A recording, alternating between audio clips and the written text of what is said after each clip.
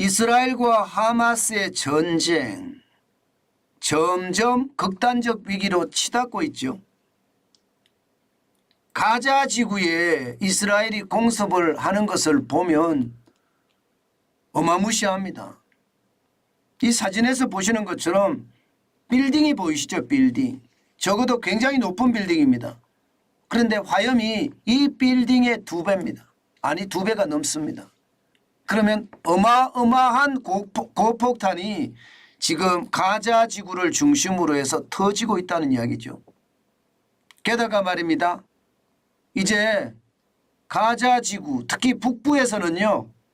적어도 110만 명에 해당되는 그 가자 지구 팔레스타인 사람들에게 밑으로 내려가라. 남으로 내려가라. 이렇게 최후 통첩까지 했습니다.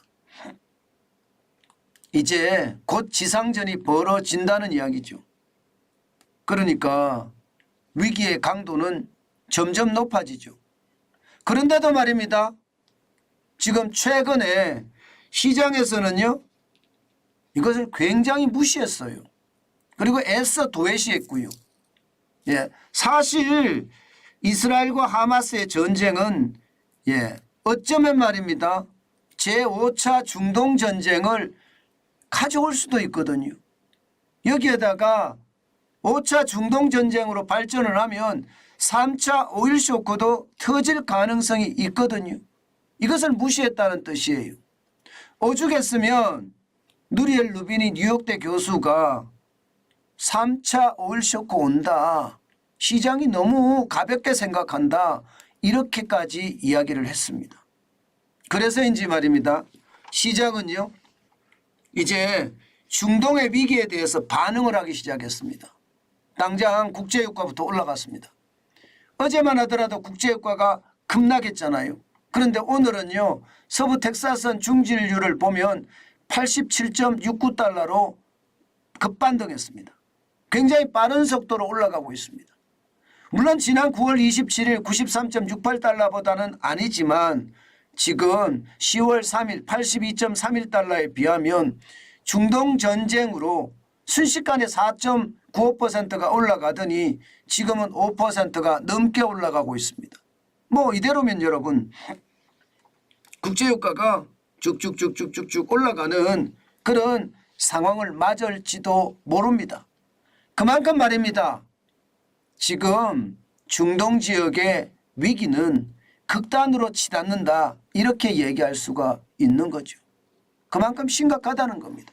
이제 이렇게 되면요. 이 가자시티를 이스라엘군이 접수를 하겠다. 여기에 사는 사람 밑으로 내려가라 이거예요. 밑으로 내려가라. 피난 가라. 그래서 하마스를 쉽게 말하면 발본색원하겠다. 이런 얘기거든요. 결국 말입니다. 전쟁의 위기는 점점 커지고요. 이렇게 됐을 때 과연 말입니다. 주변국이 가만히 있겠느냐. 누리엘 루비니 교수는 아니라는 거예요. 이미 미국과 이스라엘이 자금을 동결하는 걸 보면 알지 않느냐. 이미 대립 구도가 섰다. 이란은 어떻게든 이게 하마스를 지원하지 않겠느냐. 아니면 직접 타격을 가하는 그런 사태도 벌어질 수 있겠죠. 게다가 말입니다. 이 레바논에 있는 헤즈볼라 이 북부 지구에 있거든요.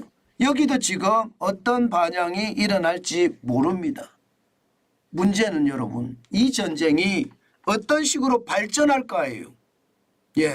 그냥 이스라엘의 어떤 피해 보복이 끝나고 이게 잠정적으로 안정이 되면 다행이지만 그럴 가능성이 쉽지 않습니다. 사실 하마스가 이스라엘을 공격을 할 때 수많은 사람들이 죽었고요. 심지어 어린 아이들까지도 참수당하는 그런 극단적인 행위들이 이루어졌거든요. 이스라엘 입장에서는요. 똑같은 피해 보복이 있어야 된다고 생각을 하는 겁니다. 그러면 여러분 어떤 일이 벌어질까요? 처참한 상황이 벌어질 겁니다. 그 상황을 과연 중동의 맹주라고 자부하고 있는 이란이 가만히 있겠느냐. 지금까지도 하마스를 뒷배로 지원한 것이 이란이라는 이야기가 나오는데 그러면 그 뒷배로 지원한 것이 결국은 시장에 굉장히 충격을 주는 것은 아니냐 이렇게 이제 시장은 읽힙니다. 그러니까 시장에서도 여러분 바짝 긴장하는 모습입니다. 지금 이틀 연속 떨어졌습니다. 나스닥은 1.23%가 떨어졌고요. 166.99로 까지 빠졌거든요. 그래서 13,407.23으로 마감했습니다. 기술주 중심이 난리가 난 거죠. 그죠? 대형주 중심도 떨어졌습니다. 0.5%. S&P 500이 떨어졌고요. 21.83이 빠져서 4,321.78로 마감을 했고요. 예. 다우산업지수는 0.12 강보합으로 마감을 했습니다. 39.15가 올랐습니다. 그래서 33,670.29로 마감을 했는데 은행주들의 실적이 좋아서 사실 다우산업은 올라갔어요. 은행주들의 실적이 좋으니까 당연히 올라가는 모습을 보이는 것은 어쩌면 당연할지도 모르겠습니다. 그렇지만 이게 전체적인 흐름은요. 주식시장에 중동의 전운이 드리워졌다. 이게 핵심적인 이야기입니다. 국제유가가 5% 이상 급등을 하고요. 여기에 따라서 말입니다. 시장의 분위기가 확 달라지는 것. 이것을 보면 말입니다. 예, 지금 이스라엘 지상군이 가자 지구로 투입하는 것이 임박했다. 지금 이렇게 읽히는 겁니다. 자, 이렇게 됐을 때 여러분, 그러면 우리는 어떤 일을 해야 될까요? 과연 우리는 어떻게 해야지 이 와중에 우리는 잘 살아남을 수 있을까? 간단합니다, 여러분. 이런 시장에서는 시장을 보지 말아야 됩니다. 그만큼 굉장히 위험한 상황이 온다는 뜻이고요. 다른 한편으로는 늘 준비를 해가야 됩니다. 무슨 준비를 해가야 되느냐? 여러분 이거 한번 보세요. 1차 오일 쇼크 때 유가가 4.3배 올랐거든요. 그러면서 소비자 물가는 보세요. 엄청나게 올랐습니다. 3.2%에서 24.3% 이렇게 올랐습니다. 예, 그러면 경제는 어떻게 됐을까요? 완전히 망가졌겠죠. 주가는요. 엄청나게 빠졌을 겁니다. 마찬가지로 2차 오일 쇼크 때도 1979년 이란 혁명이 있을 때 15달러 정도 했거든요. 배럴당 유가가. 그런데 2.6배가 상승을 했습니다. 39달러로. 1980년 이란 이라크 전쟁까지 보면 말입니다. 그러면 이때도 물가가 말입니다. 18.3%에서 28.7%까지 올라갔습니다. 우리나라 경우에 우리나라 진짜 많이 올라갔죠. 자, 그러면 지금 한번 생각을 해보자고. 지금 생각해 봐야 되는 게요. 이게 우크라이나 러시아 전쟁부터 살펴봐야 됩니다. 예, 우크라이나 러시아 전쟁이 여러분 보시다시피 2월 24일에 터졌습니다. 2월 24일에 빨간 선이 2월 24일인데 숫자는 써있지 않지만 2월 24일입니다. 그러면 유가가 1월 3일에 배럴당 76.13달러를 기록을 했거든요. 그것이 말입니다. 3월 13일에 123.70달러까지 올라갔습니다. 자, 그러면 지금 지난 10월 3일 하마스가 이스라엘을 공격할 때 WTI 서부 텍사스산 중진유는 82.31달러였거든요. 지금 올라가고 있는 모양새예요. 그럼 얼마나 올라갈까요? 이렇게 올라갔을 때 물가는 어떻게 될까요? 그러면서 우리 경제는 어떻게 될까요? 진짜 지금은요. 아주 극단적인 긴장감을 가지고 시장을 바라봐야 된다는 뜻입니다.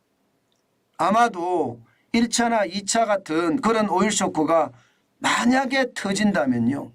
물가는 굉장히 올라갈 거고요. 시장은 곤두박질 칠 겁니다. 그렇기 때문에 여러분 이럴 때 가장 좋은 방법은 현찰을 많이 쌓아놓는 것. 이것이 가장 좋은 방법입니다. 지금은 다른 거 하는 것보다가 투자가 중요한 게 아니에요. 시장을 제때 지독하게 쳐다보면서 말입니다. 확실한 경계감을 가지고 돈을 준비하고 있는 것. 이게 시장에 아주 최대한 대응하는 것이 아닐까 저는 그런 생각을 해봅니다. 그만큼 말입니다. 시장의 분위기는요. 지금 그 어느 때보다 저는요 그래요. 절체절명이라고 생각합니다.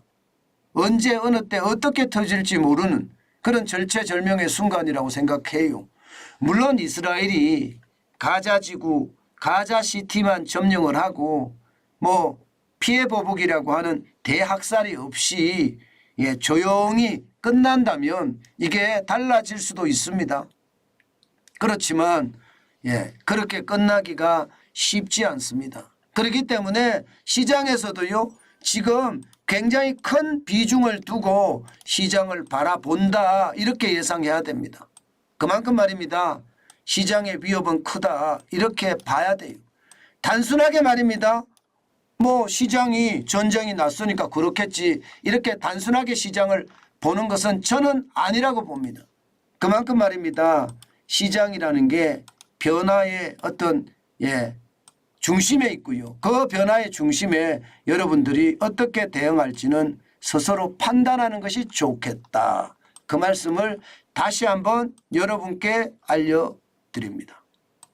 뭐 핵심이 그겁니다. 지금은 돈 쌓아놓는 게 최고다. 투자하지 말자.